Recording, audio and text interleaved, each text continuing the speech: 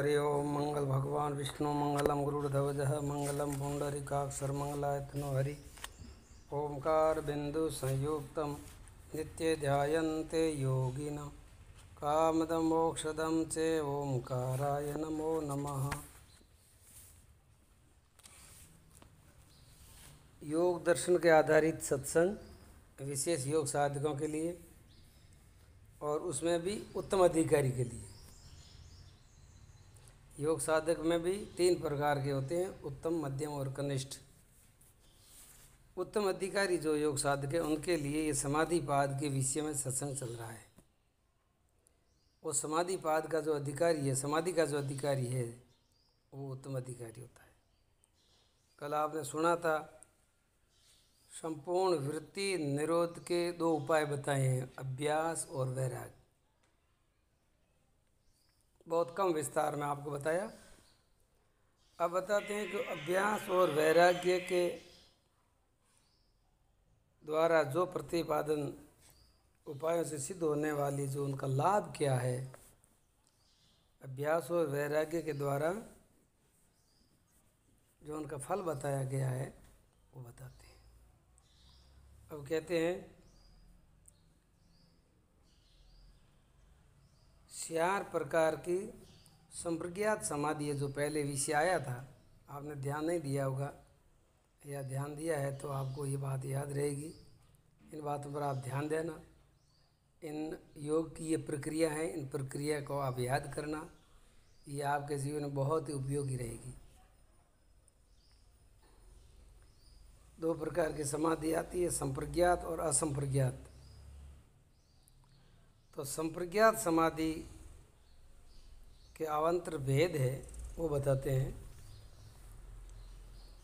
उन्होंने बताया वितरक, विचार, आनंद और अस्मिता रूप। ये संप्रज्ञात समाधि के 4 विभाग है।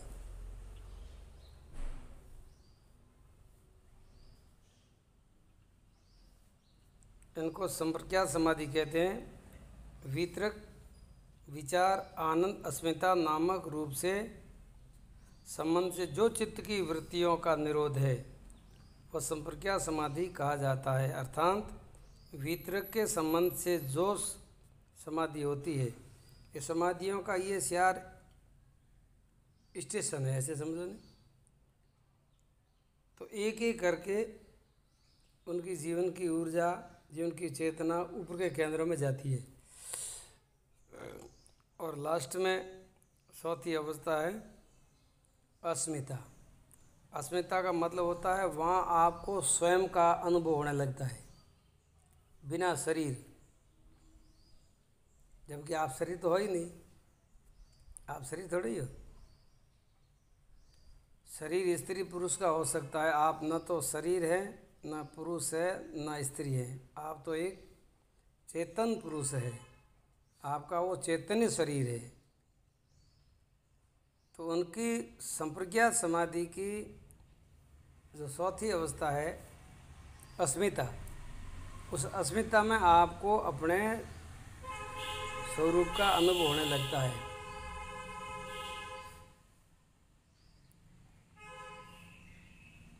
तो बताए हैं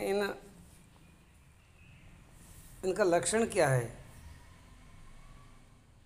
विचार का लक्षण क्या है, वितरक का लक्षण क्या है, आनंद अस्मिता का लक्षण क्या है, वो सब आपको भिन्न भिन्न करके थोड़े रूप में समझाया जाएगा, सूक्ष्म रूप में, ताकि आप समझ सको।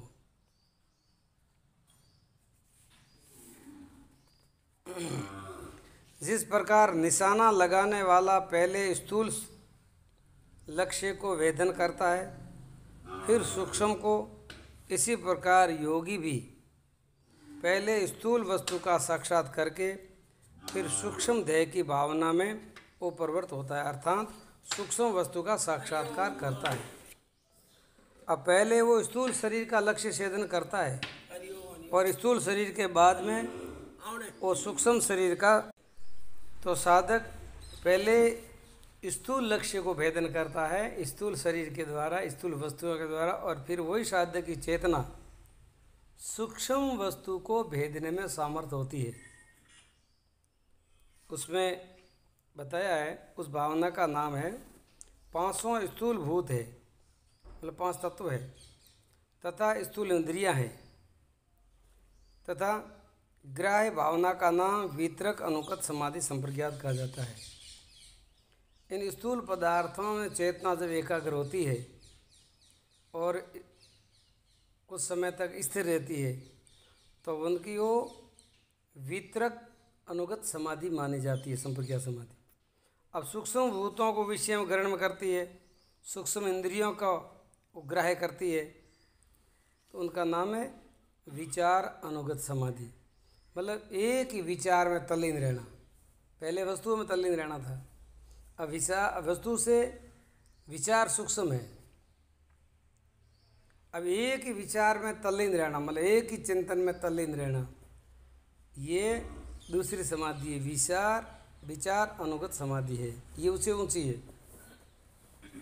तन्मात्राओं तथा इंद्रियों के कारण सत्व प्रधान अहंकार के विषय में केवल ग्रहण भावना का नाम आनंद अनुगत संप्रज्ञात है। ये तीसरे नंबर की समाधि है। अब उसमें क्या होता है, जो तन्मात्राएं जो होती है, शब्द स्पर्श रूप रस गंध, और इंद्रियों के कारणभूत सत्व, मतलब सात्विक अहंकार में, और सात्विक अहंकार में जो वृत्ति स्थिर होती है तो उनको आनंद अनुभव होता है। कोई बिना वस्तु, बिना व्यक्ति, बिना विचार, वहाँ जो उसको आनंद मिलता है, वो आनंद है तीसरी संप्रज्ञात समाधि का। ये तीसरा अंग है आनंद अनुगत समाधि। अब उससे ऊंची अवस्था है वह अस्मिता समाधि, अर्थात चेतन से प्रतिबिंबित चित्त सत्व बीज स्वरूप और अहंकार रहित विषयों में जब ग्रहित्व भाव रहता है, मतलब उसको ग्रहण करने की क्षमता रहती है, उनको अस्मिता अनुगत संप्रज्ञात समाधि कहते हैं। ये संप्रज्ञात समाधि के 4 भेद बताए हैं। ये योग साधक जब योग साधना की गहराई में जाता है, जब उनको ये 4 भिन्न भिन्न प्रकार के उसको भीतर अनुभव होता है, प्रत्यक्ष होता है। इसीलिए वितरक अनुगत ग्राह्य समाधि यानी पकड़ने योग्य, जिस भावना द्वारा ग्राह्य रूप किसी स्थूल विषय, विराट, महाभूत, सूर्य चंद्र आदि ये सारे के सारे स्थूल भूत माने जाते हैं, उनका साक्षात्कार करके फिर आगे दूसरी विचार अनुगत समाधि में प्रवेश होता है। वहाँ जब चित्त वस्तु के स्थूल आकार को साकार कर लेना होता है, जबकि उनकी दृष्टि आगे बढ़ती है, उससे भी दृष्टि उनकी ऊंची हो जाती है। जिस भावना द्वारा ग्राह्य रूप स्थूल भूतों के कारण रूप 5 सूक्ष्म भूतों को, 500 तन्मात्राओं का, शक्ति मात्र इंद्रियों का यथार्थ रूप संशय विपर्य रहित सारे विषयों सहित जब साक्षात्कार किया जाता है, वो विचार अनुगत संप्रज्ञात समाधि होती है। तो इसमें भी कुछ भेद आते हैं। देश, काल, वस्तु, वो भिन्न होने से उनका प्रभाव भिन्न होता है। आनंद अनुगत समाधि में उस अभ्यास से चित्त की एकाग्रता इतनी बढ़ जाती है कि शक्ति मात्र इंद्रियों तथा तन मात्राओं के कारण अहंकार को उसमें धारण करके साक्षात्कार किया जाता है, और सारी वृत्तियों को वो आनंद के ओतप्रोत रहती है। सारी वृत्तियों में आनंद प्रफुल्लित रहता है, तो वो है आनंद अनुगत संप्रज्ञात समाधि। ये ग्रहण रूप है, वो ग्राह्य रूप है। अस्मिता अनुगत समाधि ग्रहितृत्व है, चेतन से प्रतिबिंबित चित्त। जब परमात्मा का चेतना का अपने अंतःकरण में प्रतिबिंब पड़ता है, उसके अंदर तल्लीन होकर के उनको अपने अधिकार में लेना, वो अस्मिता समाधि है। संप्रज्ञात समाधि की चौथी अवस्था है वो। इसी प्रकार से आगे आगे बताते हैं, हमारे जीवन में 5 प्रकार के कलेश है। मतलब योग का लक्ष्य क्या है? 5 प्रकार के कलेशों की निवृत्ति। मुख्य बात यही रहती है। 5 कलेश कौन से हैं? अविद्या, अस्मिता, राग, द्वेष और अभिनिवेश। इन 5 प्रकार के कलेशों की पूर्ण रूप से निवृत्ति, ये योग का पूर्ण लक्ष्य है। इसलिए इन कलेशों को ध्यान में रख करके साधना की जाती है। जब उन कलेशों की जब निवृत्ति होती है, जब वो संपूर्ण अपने शुद्ध स्वरूप में उनकी स्थिति होती है, कलेश रहित। क्योंकि सारा जो कलेश है ये सारा प्रकृति का द्वंद्व है, और अपनी चेतन तत्व जो आत्मा है वो संपूर्ण द्वंद्वों से परे है, संपूर्ण प्रकृति से वो परे है। इसलिए कोश का मतलब होता है